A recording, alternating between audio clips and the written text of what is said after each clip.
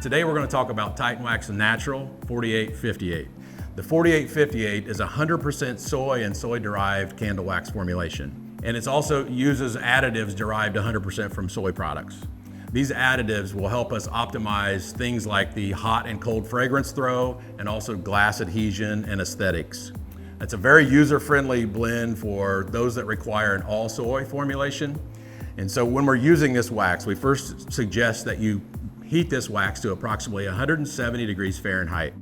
Look in that vessel, the melting vessel, to make sure that it's completely melted before you start using the wax. Once we get it to 170 degrees Fahrenheit, let's keep that there for about 5 minutes.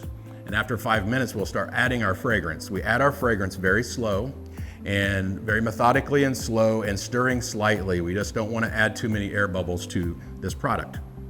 At this point, we'll take a preheated jar, slightly preheated, even as little as 100 degrees Fahrenheit, just to knock the chill off the container.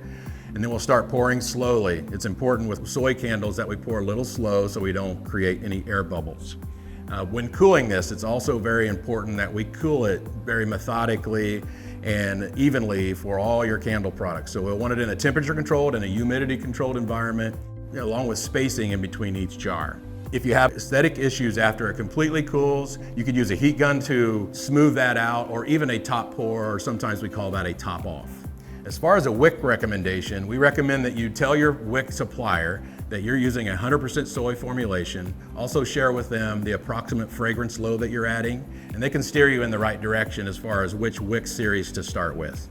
You can use this link for additional information from our website, and also thank you for watching and thank you for using TitanWax.